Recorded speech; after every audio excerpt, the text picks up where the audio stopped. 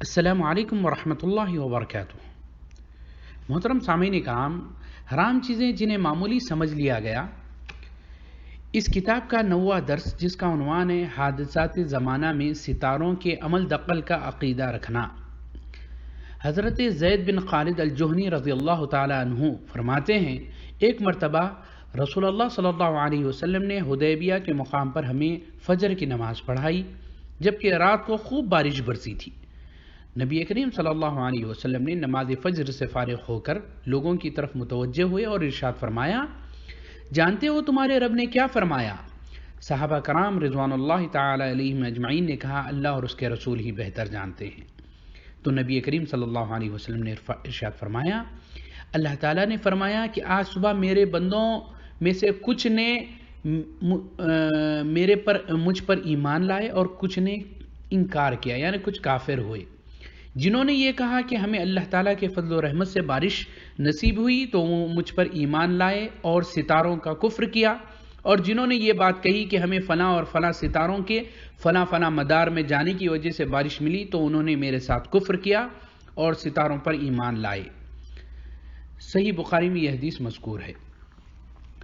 محترم سامعین، دیکھنے میں یہ آتا ہے کہ بعض حضرات ستاروں کے ہیر پھیر اور فلاں فلاں مدار میں داخل ہونے پر ایک بیکار کا عقیدہ رکھتے ہیں کہ اگر یہ ستارہ اس میں داخل ہو جائے تو ہمارے لیے اچھا ہوگا یا ہمارے لیے برا ہوگا۔ تو یہ چیزوں کا عقیدہ رکھنا یہ کفری عقیدہ ہے، شرکی عقیدہ ہے۔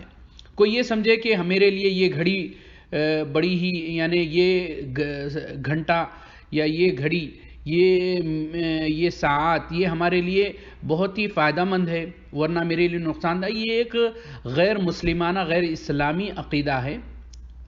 اسلام سے اس کا کوئی تعلق نہیں ہے۔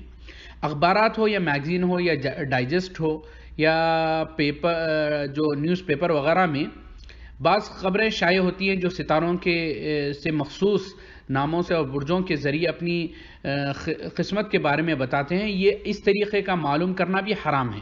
مثلا یہ عقیدہ رکھنا کہ اگر فلاں ستارہ فلاں برج میں داخل ہوگا تو میرے ساتھ ایسے ایسے حالات پیش آئیں گے۔ اگر کوئی انسان یہ عقیدہ رکھے کہ ستارے بھی کسی چیز پر اثر انداز ہو سکتے ہیں تو وہ مشرک ہے، کیونکہ تاثیر اور قسمت کی تبدیلی سب اللہ کے ہاتھ میں ہے، اس کا کوئی شریک نہیں۔ اور اگر کوئی اس ستارے اور برجوں کا نام محض دل بہلانے کے لیے پڑھے تب بھی وہ گنہگار اور نافرمان شمار ہوگا، کیونکہ شرکیہ باتوں کو پڑھ کر دل بہلانا کسی صورت جائز نہیں۔